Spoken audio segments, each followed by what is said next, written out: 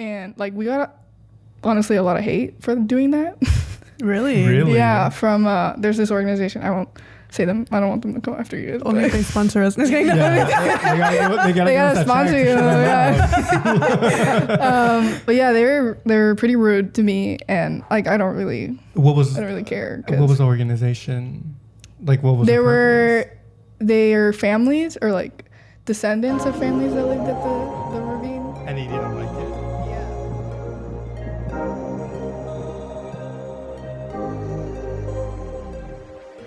Hello, everybody, and welcome back to another episode of Hand Me Down Podcast. We are your hosts. My name's Natalia. And I'm Alan. And you may notice we have a special guest today. So everybody give a warm welcome to Selene Alvarez. Thank you so much for being here today. He can't reach the button. So we'll ADR it. But yeah, thank you so much for being here today. Thank you for having me. Of course. So for our listeners who may not know who Selene is, our guest today is a Mexican American filmmaker born and raised in Los Angeles, whose work focuses on creating diverse and authentic representation for under and misrepresented communities behind and in front of the camera. So welcome, Selene. I got that off like the website. I was like, that sounds like my bio. You were like, wait. No, I knew it all. Yeah. I put in quotations in case we get what's that called? When you're in college. Plagiarism. There we go. Oh, it's fine. Plagiarize. Is this you? Did you write this? Yes, I did write that. There we go. Yeah. Do we have your permission? Yes. We're sorry we said this without your permission. But how have you been? I've been good. My foot's broke. She saw me. She was like, "What happened?" Yeah. I didn't even notice. Mm-hmm. No. Wow. I'm so nervous, guys. I'm sorry. I have this big boot on. Other than that, great. Okay. Yeah. How was what is it? I was gonna say summer, fall, the beginning of fall. How's that been? My birthday's in October. I'm a Libra, so. Ooh, we have a Libra. Associate producers, a Libra. We love Libras. We just went to a Libra party too. We did. Two Libras. What's that? Yeah. Oh, just birthday party? Yeah. So I want to be invited Libra party. Yeah. It'd be so cool if it was like an actual thing. Yeah. Like an underground thing. We'll throw it. An underground Libra club. Yeah. Every sign has their own club. That'd be cool. What are you guys? I'm a Taurus. I'm a Gemini, yes. I love Gemini. I love Tauruses too. I was like, sorry. We ranked them and I was on the bottom, so really? that feels good. That on Gemini or? Well, what did we rank? we ranked each sign, like each air sign, each like. Each air. Oh, you were the bottom of the air sign? Yeah. I think Aquarius is the bottom of the air sign. So. Yo. I'm just good Aquariuses. No, they're great people, but I just love Geminis. Then we are gonna get along. You guys gonna like reach over at the middle of the episode, like. I thought this is gonna be in the middle, like. By the way, if you guys are listening to this on a podcast platform, I feel like this might be an episode you want to watch on YouTube. Definitely. On video, or on Spotify because they have video too, but I don't really like to shout out Spotify. Unless they want to sponsor us. Unless, you know what, Spotify, I will shut my mouth if you give us a check. That sounds like a threat. Yeah, if you give us a check. If you, they take our show off. They're like, "Hey, fuck you, dude." Anyways, how are you, Natalia? I'm doing well.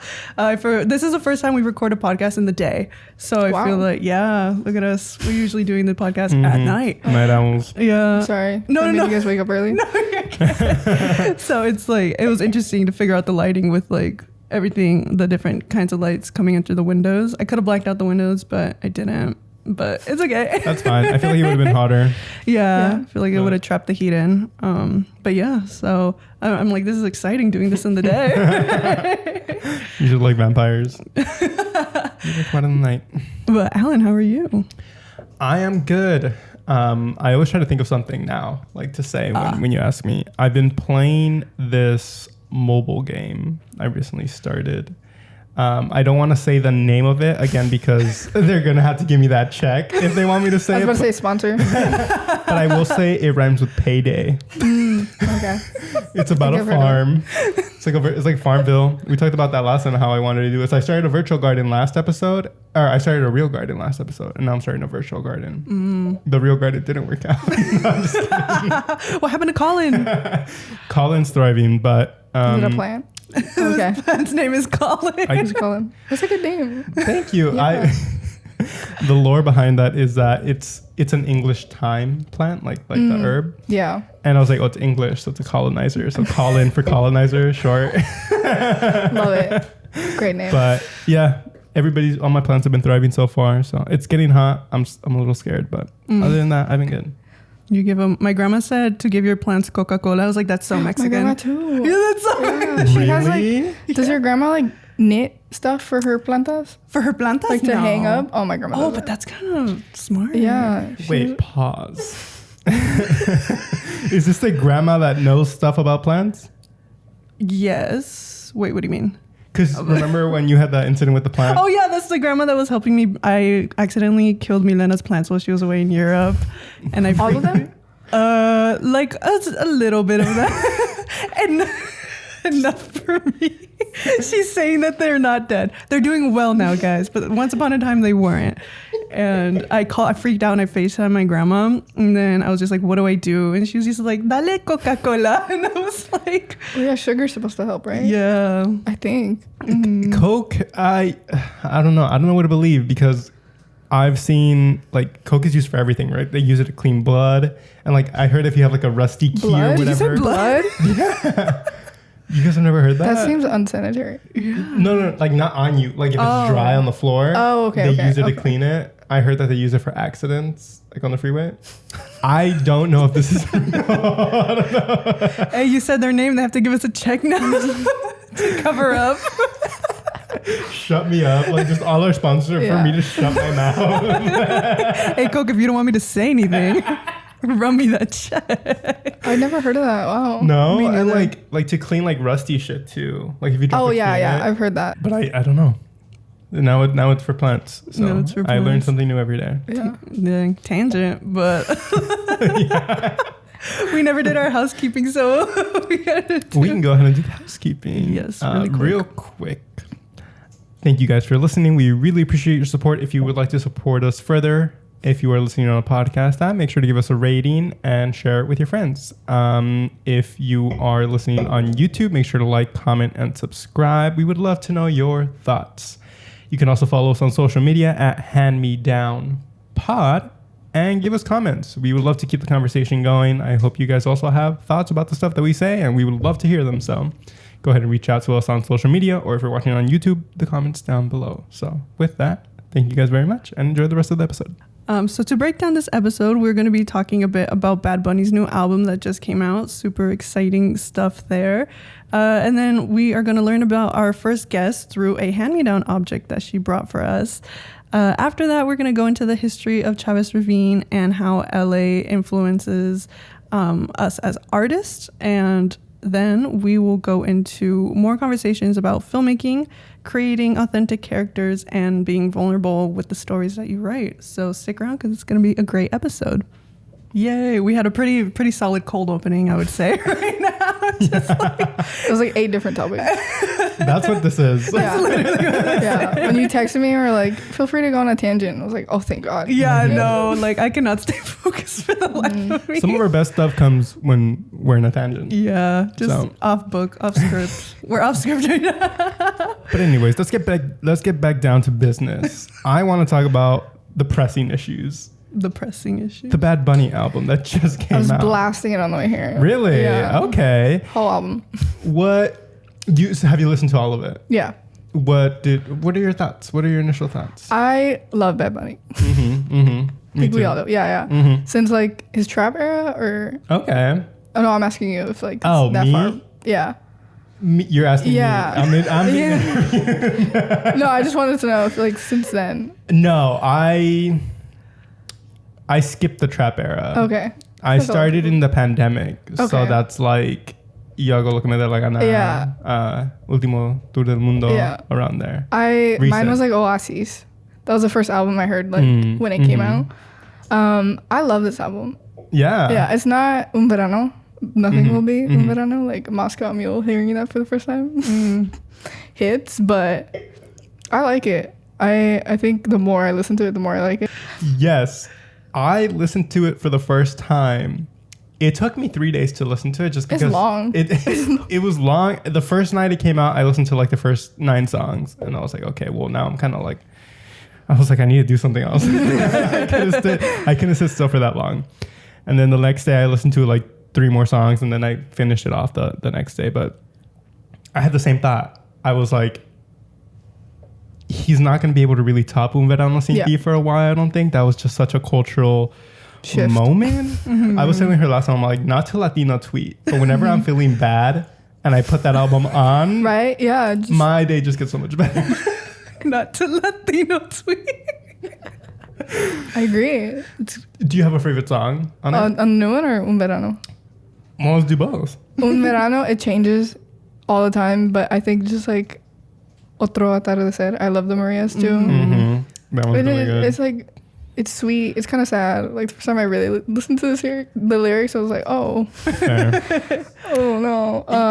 But I love that. It's like a vibe. How about the new one? The new one also changes every 5 minutes, but on the way here, Vuelve Candive. Okay. Right now. Right today. Now. Oh, I also love Fina. I love Young Miko. And when I heard her, I got so excited. That one was also really good. Do I have that one liked? I do not have it liked. I will like it. Oh, so you're against Young Miko. Oh, so you're against this guy. And who else is on that? Tego Calderon, right? I think so. It just says Young Miko, but he likes to hide them. Yeah. He likes to hide people. My favorite, again, I listened to it for the first time and I was like, okay, some of these stand out. I was just liking whichever ones. And then when we went to that party, they had it on, and then I like heard a song and I was like, this is good. I Shazammed it. I was like, everybody shut. We were like in the middle of talking. I was like, guys, shh. Everybody shut up. And I Shazammed it, and it was, which one is it? Gracias por nada. Was really good. I like that one too. Mm-hmm. Yeah. So I was like, this is a banger. Real. That reminded me of like Solo de Mi, kind of, a little bit. I really liked the first song too, which is like that 6-minute like orchestral. What a way to start off the album. Yeah, he said it. He said everything that he needed to say, and then he kind of says it again in the rest of the songs. Which that's one of the criticism I have. He says it again. Like that song was enough. We'll talk about other stuff. Doesn't he say that in one of the songs though, that like he gets criticized for the things he talks about, but he still makes money? There's like a line in there. I'm sorry, Bad Bunny. He's like, I still get that bag. So I think I do remember hearing that, but it is kind of like a little bit more of a sad album, I think. I thought it was going to be more lovey-dovey. Yeah. But. Real. Did you listen to any of it? I listened up until the song where he samples Vogue. And that's the last one I remember. That's like 3 or 4.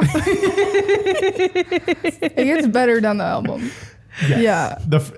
I'm not a very big fan of like the trap stuff, so the songs sounded a little bit less trappy. Yeah. I liked. There's like Pero Negro, I think. Yeah. Something. That one's more like reggaeton than trap. Yeah. Yeah. So that's the one I liked. Hi, everybody. We had technical difficulties. And I don't know if it's going to cut well, so I might just interrupt at any point in that conversation. We break fourth wall. But moving on with our great first guest episode. Yes. We named our podcast the Hand Me Down Podcast because we think hand-me-downs are a very integral part in just the Latina community as well as just where we come from. And I think it represents us very well. So, yeah. Yeah, so I have asked you to bring a hand-me-down object. It's going to be like a little show and tell. You're gonna show the audience, and you're also going to explain the lore. And we're excited to get into this story time. So without further ado, show us that hand-me-down object. I almost forgot it too. My mom remembered. I told her, I was like, you're not going to use that tomorrow, right? The suspense. Oh. Yo. I don't know what it's called in English, but I call it machucador. My mom said smasher, but I don't know. This is really old. It's like 40 years old that my mom got in. Wow. My parents are from Michoacan. from this little town in Michoacan. So she got it when they were visiting like 40 years ago back home.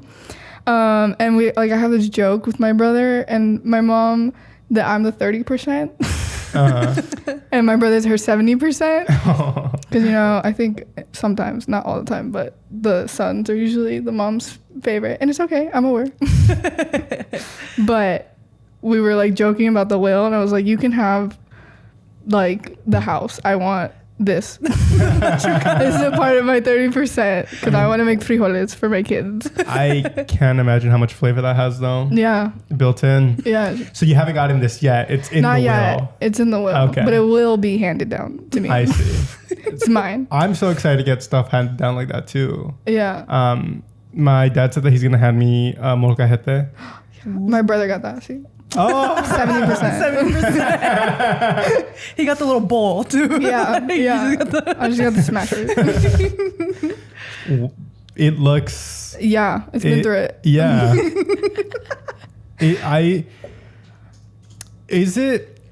I don't know what my mom uses for the frijoles to smash them. My mom looks something like that, but like not that cool looking. Mine's like a gentrified version. Yeah, mine's a gentrified version. It's plastic. Yeah, I think it's like made for potatoes and shit.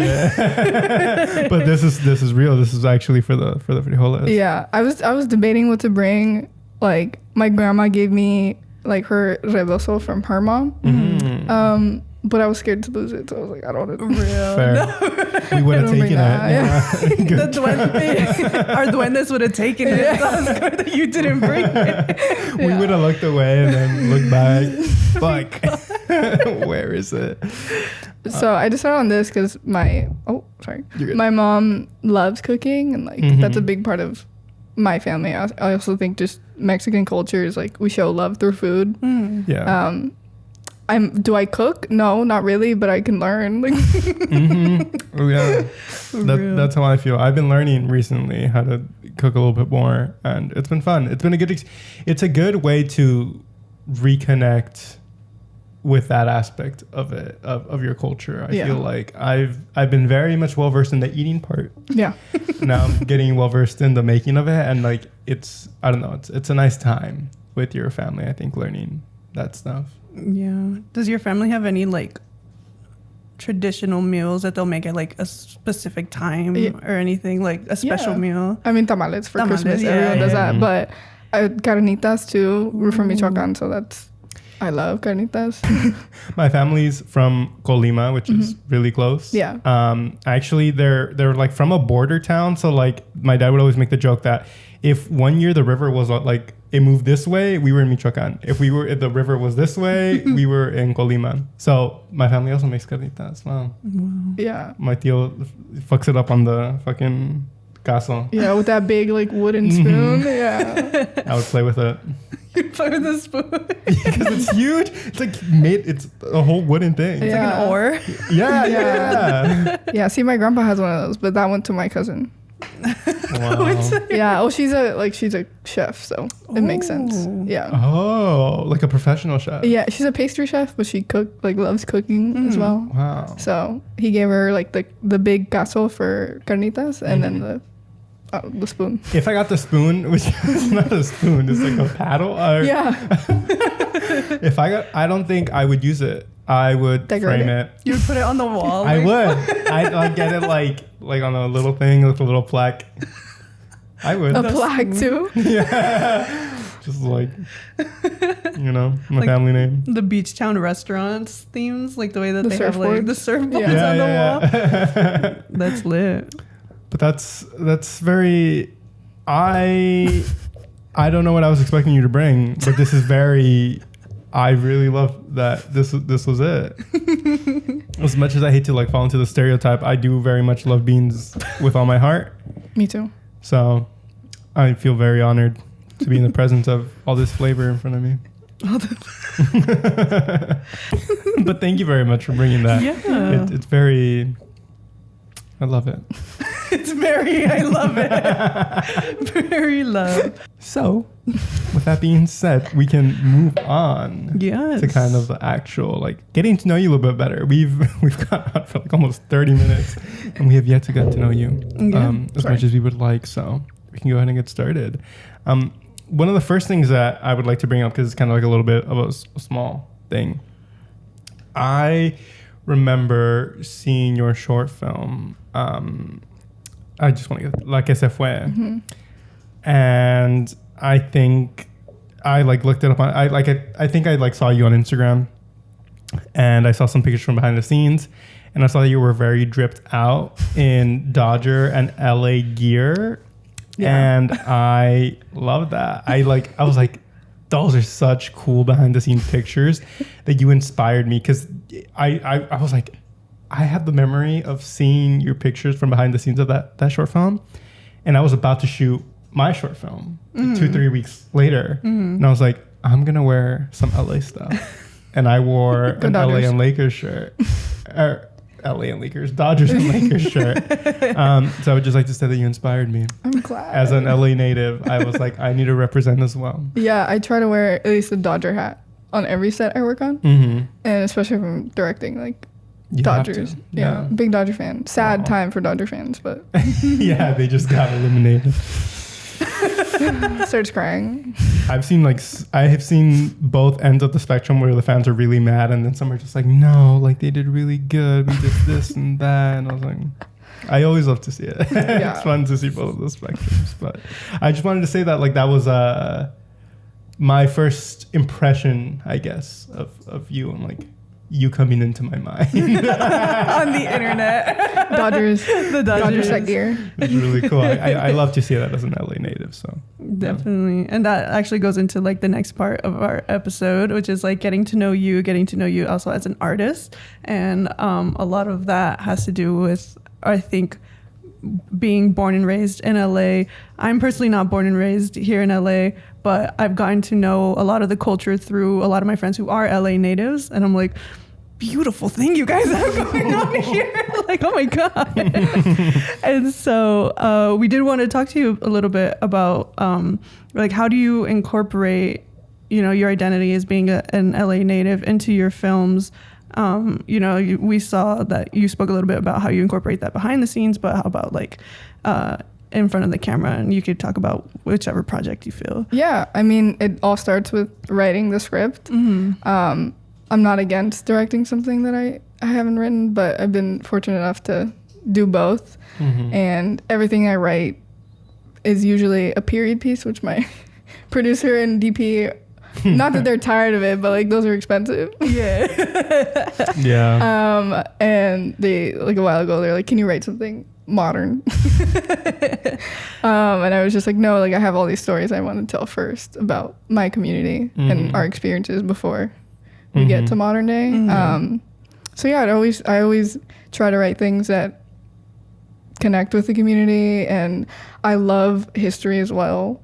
And I think it comes from taking Chicano studies classes at CSUN, and like that's where I got most of my inspiration for like Ravine, for example, which is about the Chavez Ravine evictions that took place in 1959. Big Dodger fan, so that was like my connection to that. Yeah.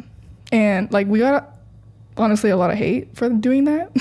Really? Yeah, from there's this organization, I won't say them, I don't want them to come after you. Only if they sponsor us. They gotta sponsor you. Yeah. But yeah, they were pretty rude to me, and like I don't really care. What was the organization?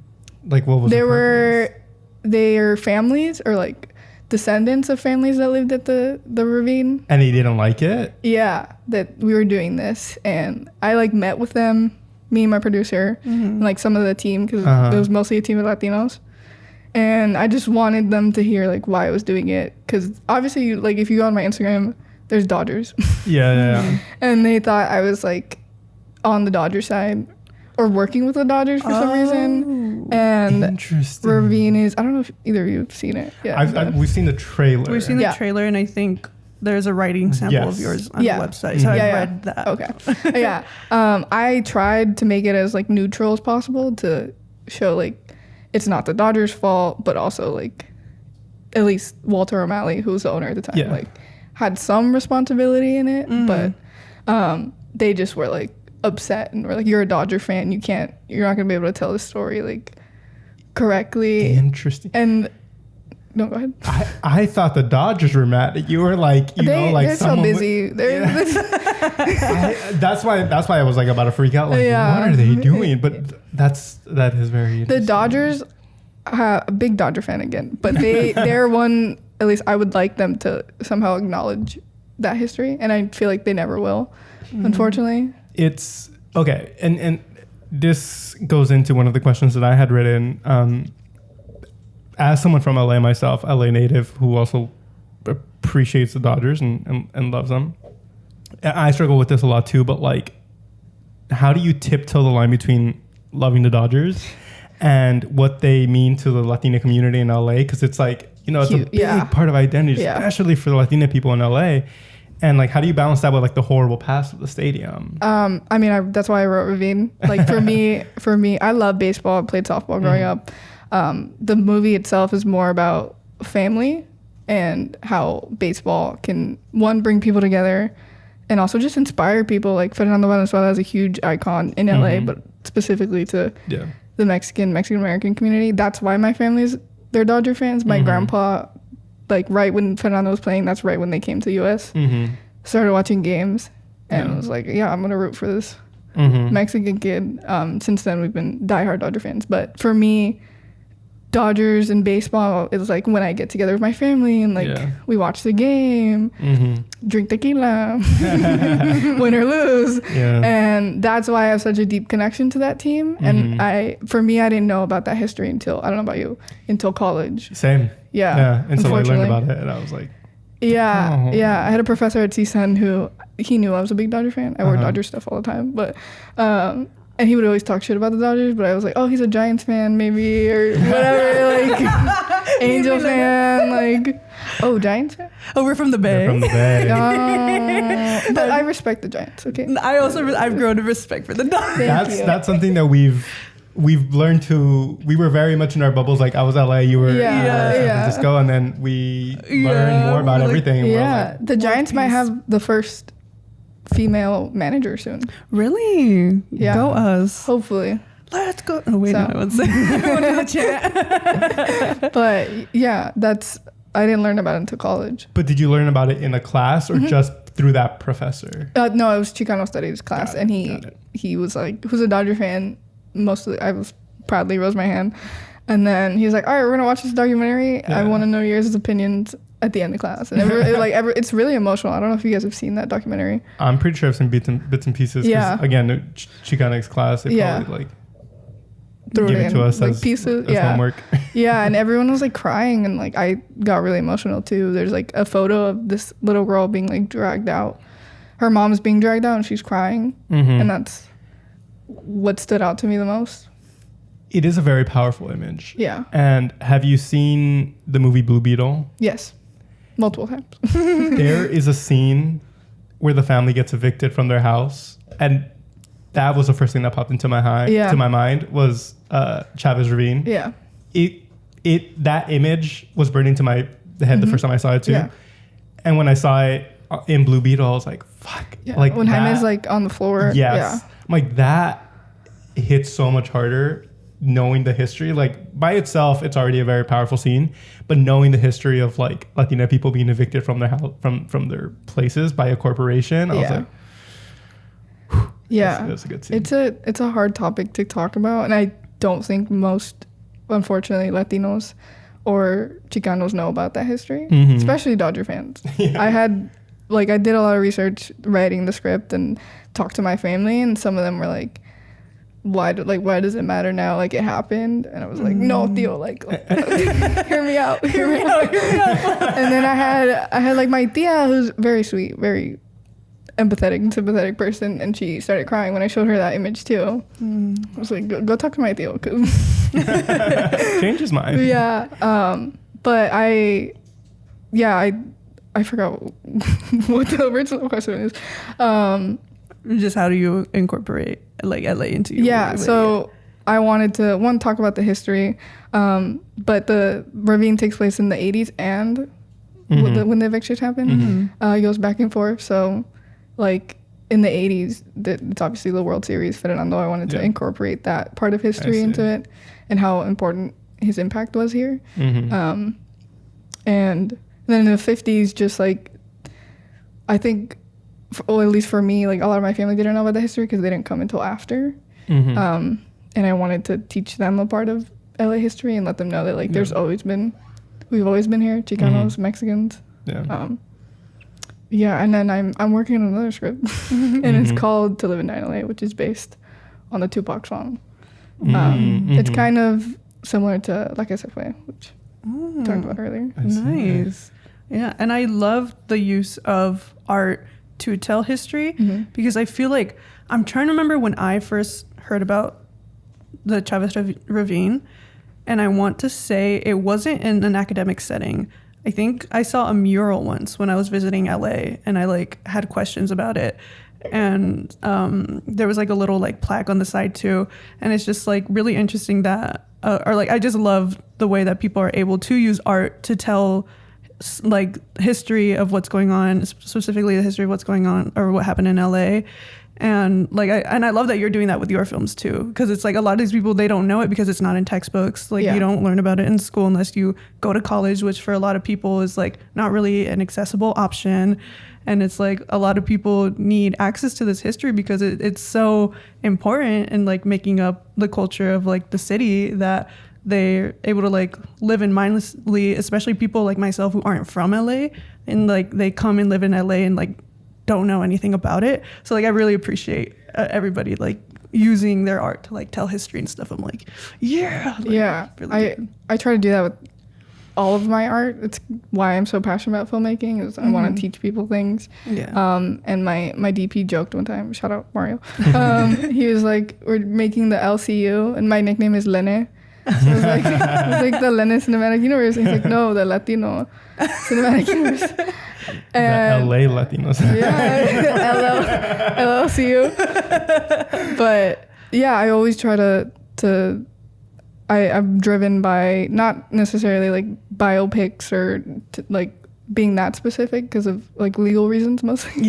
But I love learning about certain topics and like especially when it comes to the Chicano movement, whether it's like the walkouts that happened or the evictions that happened, or there's so much history there and history with Chicanos in Los Angeles that isn't on film or isn't really talked about. And like pop culture and stuff like that. And that's why like you have people come here and they like think LA is one thing. I think that's what I was telling Alan one time when I was applying for colleges. I was like not gonna apply to a school in LA because I was from the Bay and the only image I had of LA was like the glamour and like that type of like hustle LA, which I know is not accurate now, guys, but like at the time I didn't have context, and I was like, I don't want to like live in that, like that just doesn't seem for me. And then I came here and I was like, LA is so different than what people think that it is, and I'm so glad that I've gotten to know LA like through the way that like you guys kind of see it, and not through the way of like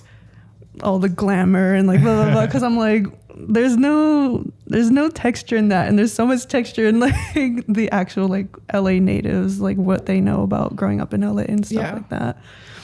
I say that all the time. I say that when people think of LA, they think of West LA. That's it. That's where I'm from. West LA? Yeah. What part? Like Venice. Venice, Culver City, but like my grandma lives like Sawtell, that area. Yeah, and then I went to high school and middle school and everything in West LA. Yeah, I feel like that's like West LA. That's not like Hollywood. I'm thinking of the 405 that way, like Beverly Hills, West Hollywood, that's what they think of, like the glamour. Part just of that and Hollywood, like that Beverly Hills, Hollywood, like the middle. Not even mid city, but like the around there. And that's what people think it is, but like no, there's like so much around. I avoid those areas. Well, we went to college to UCLA. Yeah. So we couldn't. Like a being around Bel Air and like. Well, Westwood's not that bad. You cross the street, big ass houses like casononas, and then you cross the street and it's like fucking Indiana Jones ass roads, like very bad kept. Yeah. I'm a big Bruin fan. So. Yeah.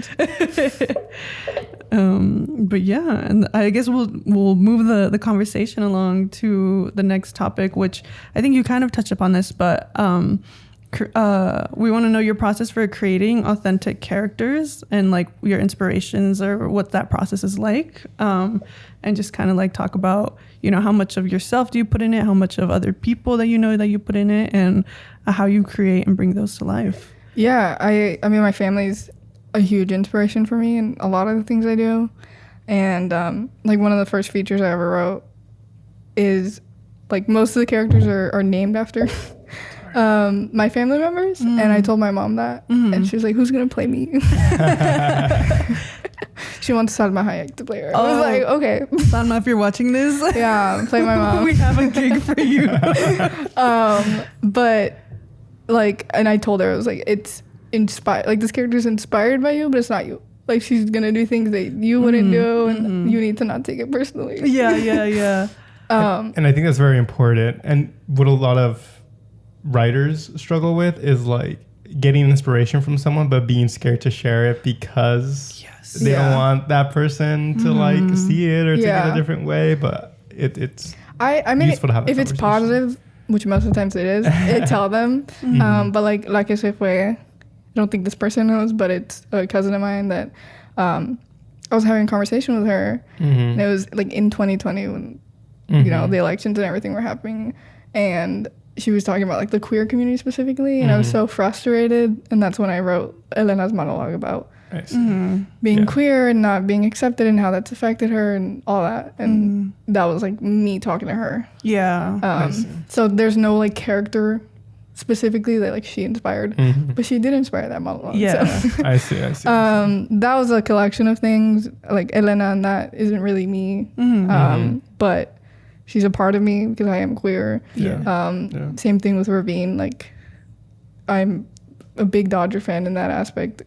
And honestly, a lot of those characters I took based on the history. Like, the main character's name is Adrian. Adrian Gonzalez is a Dodger player. That's where I got that name. And then, like, his son's name is Julian, which Chavez Ravine was supposedly named after Julian Chavez, who owned the land in the 1800s. So sometimes it's just random like historical names that I find, or it's family names. I've tried to avoid family names because I don't want them to be like, oh, that's me. And I'm like, no, Tia, I just like your name. Well, I feel like sometimes when I'm also trying to name my characters, I like Mexican names. I type that on Google. I'm like, well, like half of these are my family. How am I? Where am I supposed to get the other names? No, for real. I feel like when I write, names are so important to me. I will take forever to pick out the names of my characters, and I just don't know why. And I think maybe it's just like growing up, like, you know, my mom, when she was naming my sisters and I, she told us that she made it a point to pick a name where our grandma would be able to pronounce it, but also like people who don't speak Spanish, like if they were to try to pronounce it, that they wouldn't butcher it too much. So she would always tell us that like names are like really significant, and I think I kind of like took that to heart. So like when I'm trying to like name my characters, I'm like, oh my god, like it needs to like make sense about like what they are as a character and kind of like their history and stuff like that. And I do also sometimes pull names from my family, not so much though, but also because of that reason of like, I don't want you to think that this character is you. Like, I think for one of my features, I like named one of the mom characters after my mom, just because my mom has an interesting story with her name. Her name is Graciela, and that's like, was hard for people to pronounce growing up. So I kind of like used that. And then just like somewhere along the line of that scripts, that character kind of became an antagonistic force. And I was like, oh no. I was like, I hope my mom doesn't read this and thinks it's about her. It's just her name. But just like pulling the inspiration from the family. It's hard to do that. One of what was supposed to be my thesis, but ended up doing something else. It's called Fractured, and that was based on me and my mom. And my mom's name is Alida I called the character Alina. But that's because that was my second name other than Selene. She wanted to name me Alina, but my dad likes Selena better. Yeah. So I named the character Alina, and she knew it was about her. Even if I hadn't told her, like, she would have known. That was hard to write because that character was based on me, like high school me. Yeah. And our relationship, even though some things were obviously dramatized for for the script and everything. And my mom wanted to read the script, and she's like, "Can I read it?" And I was like, "No, this is like really personal, and like you'll see it when I make it, but I don't want you to read it." Yeah, because it's scary. Because like you were mentioning this when you were writing the monologue for La Que Se Fue, but it's like you speak through your art, and you're like so vulnerable, and it's like. It's so weird. I don't know if it's just like my family, but like being vulnerable with Latino families is like unheard of. You guys are gonna know what's going on in my head. You guys are gonna know like how I like the things that I want to say. Like, sometimes it's not like you're not going through that specific thing, or it's not that personal to you. But I think sometimes your family watches it and it's like, why would she write that? Why did she? That's also a fear. I'm just like, I just wrote this because I thought it'd be fun. Yeah, that's how when we did Like I Said, like it premiered at my grandma's house because she has a big backyard. She's like, do it here. And I was like so nervous because it's queer. And I mean, most of it was in English, so I was like, she won't really understand. But there is a kiss scene. And it's so quick, but I was like stressed. Like, sweating. Took 2 shots before. And then... But everyone was super supportive, and like my tias got really emotional. And one of my tias was like, "Do you feel like this?" And I was like, "No, like I'm good now. Like I'm good now." And it's like, so it's scary. Yeah, I feel like that's a common thing that I've talked to a lot of writers, and like myself, like we're very scared to show our work to our family sometimes, but a lot of the times the reception is very positive. So I've found that. Yeah, for me, like with Ravine, that was like the first non-queer thing, even though like on set we kind of joked, like, because one of the actors was queer, so we would joke that the character was queer, and then like one of the other characters that's named Esperanza after me, I was like joking about her backstory and all this stuff. But that one, like, I was nervous because like the history and like the haters that we were getting to show it, but not really my family. It was like I was more proud of that. Yeah. But when it comes to like my queer work, I don't know about you guys, but like that's when I'm like scared. Yeah, dude. Like I wrote my first feature was a queer love story, and I have not shown my family at all. They're probably, because I know they watch the podcast, so they're probably gonna reach out and like ask, "Can I read it?" And I know they're gonna be like, "Hey, can I read it?" It's not ready yet. It's not ready. It was the first draft. But it was a queer love story, and even just like writing it in the writers group that I was in, because it was part of my thesis, that was so hard for me to do because I wasn't supposed to be a screenwriting concentration at UCLA. It just kind of happened. So I didn't go into it ready to be so vulnerable and open with everybody. And then I was just like, oh my God, like you guys are going to know what's going on in my head, like this and that. And that was just like really terrifying too. Even though I had been like quote unquote out for like a couple years, it was still like, I hadn't given myself a voice in like that part of my identity yet. And I think I was really scared to like find that. But the support that I got, I was like, oh, guys, this is so fun. Yeah. Like, wow. So I definitely want to revisit that script. That was a really fun script to write. And I wrote myself in like all of the characters. And it was pretty like, I think I put the final period at the end and I sobbed. I literally started crying. I was like, oh my God, like just that feeling. But you said you wrote a feature, right? Yeah, I have like 2 written fully, but nice. Oh, dude, the feature's hard. It's hard. That one is based on my family. So it's all in Spanish and would take place in Mexico. It's basically their story coming to the U.S. Wow. And I wrote that one really quickly. I don't know how you guys write, but like that took me forever. Yeah. I procrastinate a lot. So I like started that one in like fall of like 2019, and then I just kind of like put it down. Maybe got like 15 pages done, and then the pandemic hit in like March, and then I finished it on like 3 days. It came to me. Yeah, creativity to How do cope. you fight that procrastination besides a pandemic? I mean, I don't like to force myself to write. Like, Fair. sit down. I feel like it's not gonna happen. Like, Yeah. Mm-hmm. but if I do like need to write something by a deadline or whatever, I put on music or like to like, especially like if, like I saw for example in 90s, I listened to a lot of music from the 90s and then like oldies. Fair. Lauryn Hill was a big inspiration for that. Her whole album, and the Fugees too. But yeah, listening to music helps me a lot. Yeah, same. Like my feature script is about a folklorico dancer who falls for a mariachi player. So listen to a lot of mariachi. Yeah, and, is that the queer one? and yeah, so it's a queer one. And you know then who Chavez Ravine is? yeah, dude, that was like I had that for like I was like that's who I want. If I had like a dream like soundtrack, like it would definitely be the ending credits and like Paloma Negra. yeah, Carita de Cielo. Yeah. It's all good. And then another script that I wrote was about a little league baseball because I also grew up playing softball and stuff. And that one's inspired by my dad. And my dad likes a lot of funk, so I listened to only funk music when I was writing that one. So music, yeah. Are they both period pieces or are they? No. So the folklorico one is modern. It takes place in a modern college setting, and then the baseball one, I guess it kind of takes place in like early 2000s, kind of like where the eras that like we grew up in. Yeah. But yeah, so very fun. They're really good. Yeah. I've read both. Oh, I forgot you. Oh, you did read the feature? I've read parts of the feature, not the whole. Fake fan. Just kidding. So when I was in my internship, I had nothing to do, and I was like, oh, let me read. I read the pilot. Wow. When he had nothing to do. That's Right.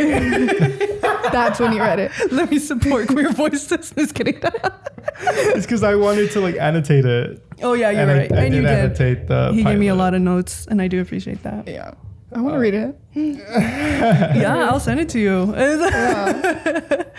Yeah, because I am looking for notes too. So if you, I also like that too, like talking to writers and reading other people's works. That helps Very me helpful. too. yeah, Or sometimes just giving it to somebody else and being like, let me know what you just what be you like, think. It's good for inspiration too. Yeah. Just, like- Yeah. Or like reviving that energy in the script. Sometimes I feel like when you're writing, you lose that momentum. And you're like, oh, I don't really like it. And then you get notes, and you're like, Yeah. I'm so inspired. Are you guys like structure people like notes, planning it out before you write, or I tried. I really did, and it didn't work. I like planning. What obviously just like knowing my characters and kind of having like certain beats that I want to hit. Yeah. But then I just like brain dump. Yeah, that's what I think. I feel like I have to know my characters very well before I start writing. What helps me actually is writing by hand. So like the first feature I wrote, I did it on like a really big notebook. Really? Yeah. How was your wrist after that? It hurt a lot. I mean, I wrote it within 3 days, but like the most I wrote in one day was maybe like 40 pages. Handwritten? Yeah, that day my wrist was Yo, no, I put some icy hot on that. but it just like it helped. Like I thought a lot faster when I write by hand. I feel like it would slow me down. My ideas wouldn't catch up. Yeah. Also, when I type, I just type however, and then I just go back and like do the what's it called, the autocorrect. I'm like, Yeah. that's what I meant. For me, it's like I don't know, like looking at Final Draft or whatever software you use. Like the format just like slows me down. Yeah, that's it. Like, I don't write. And then if I do it by hand, it's just like however I want to get that idea onto paper. I can do it. That's smart. Maybe I'll try that. Yeah, your wrist is gonna hurt though. Oh yeah. I'll write it all in cursive.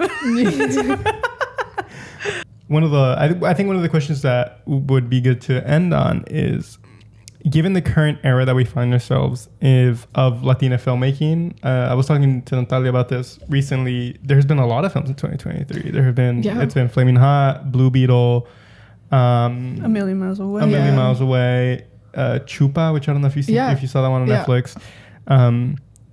That are like kind of like these big blockbusters. Maybe Chupa not that much, but like the other ones are kind of like these big blockbusters now with streaming.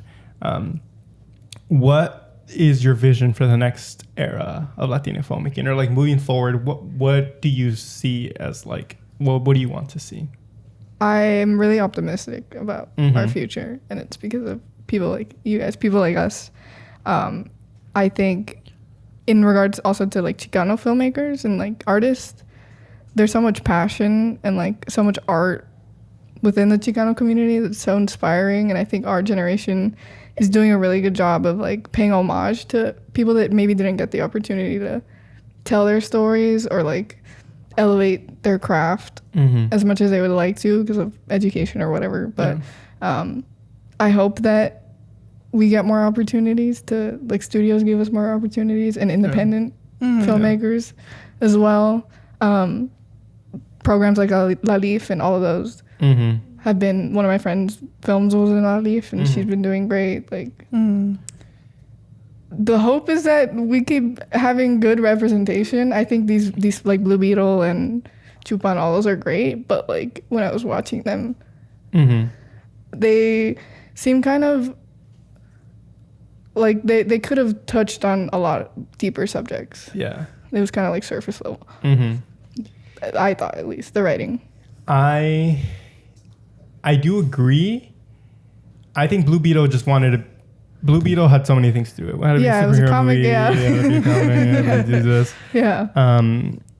I do think that they don't go deep enough. However, I think that sometimes when they do go deep, I'm like, okay, well, we kind of already saw. I thought Blue Beetle did a good job of being some aspects of Blue Beetle did a good job of being Latino without hitting you over the head. Yeah. Being Latino, like, this is a Latino movie. Like, pay attention to us. Yeah. They kind of did it subtly, but I do think just diving into some of these themes a little bit more would have been, Yeah. I think my overall hope and dream is that, like, there's not just, like, Latino movies. It's just films that happen to star Latinos or made by Latinos. Perfect. Kind of like Parasite, where, you know, it won the Oscar and it was a great film. Yeah. Like, that's why it won, or Everything Everywhere. Like, they're great for representation. But they're just good. But they're just good movies. Yeah. And I think that's where we stand as well. Yeah. Which is just getting Latinos behind and in front of the camera is already such a huge step in another direction. It doesn't have to be like, this is a Latino story. Yeah. Just like having these people makes it a Latino story. Yeah. So. Yeah. Definitely. I feel like that we are getting into that era where that transition is happening of like, because I feel like as more when we were older growing up, there was like a lot of representation in front of the camera, but then like you flip it and you see the crew and you see who's writing and you're just like, oh, like, oh, that makes sense. That makes sense. Like, that makes sense. And then,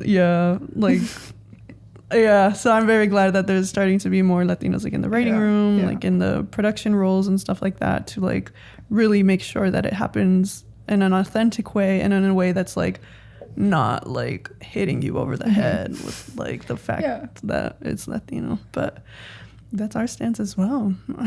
Yeah, well, it's good to hear that a lot of the young creative Latinos are thinking this way, so that this movement does seem to be happening and heading in that direction. So it's good to hear. Yeah. But yes, we're reaching the end of the episode. So. Yeah, and so we do like to close out our episodes with a Latino artist recommendation. And do you have one for us today? I do. I have two. Oh, go ahead. Wow. Latin Mafia. Yes. Yeah. They were going to be my next one. So Sorry, I took it for you. That's fine. Yeah, I've been listening to them a lot lately. And then really last good. night I was reading a book. I just started it, but it's called Cantoras. And it's by this author from, I think she was from Uruguay, but it's queer. It's a historical fiction about Uruguay in the 70s, like what was happening with their political stuff in the 70s. I haven't finished it, so I don't have a full review, but You've enjoyed it so far. Cantoras. I don't know who the author is. I forgot her name. But We'll put it up. yeah. Shout out her. Shout out that author. Yeah. Shout out her. But yeah, so with that, I think we're reaching the end of our episode. And so thank you so much for joining us and being our first guest. And if they want to find you, if the listeners want to find you, where can they find you? On Instagram at SE Alvarez 14. YouTube C Productions. I have like 2 things on there, like it's and like the Ravine trailer. That's it. But hopefully Ravine will be on there soon for people to watch. Yeah. Awesome. Cool. Well, with that being said, Thank you so much for listening or watching if you're watching on YouTube. And I'm usually not the one that does the housekeeping. So Alan, if you want to finish the housekeeping. Thank you very much. I hope you enjoyed this episode with our first guest. If you want to see more clips, if you want to revisit these clips, follow us at Hand Me Down Pod on Instagram and on TikTok. If you're listening on a podcast app, make sure to give us a good rating and a good review. It would mean a lot. And if you're on YouTube, of course, the usual like, comment, and subscribe. With that being said, have the music. Play us out. I think I was going to say something else, but I don't know. Play us out. Play us out. Bye. Bye.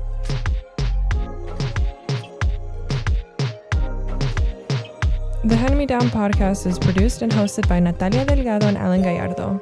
This episode was edited by Alan Gallardo, and the social media clips are edited by Natalia Delgado. And I'm the associate producer, Milena Ortega. We'll see you next week.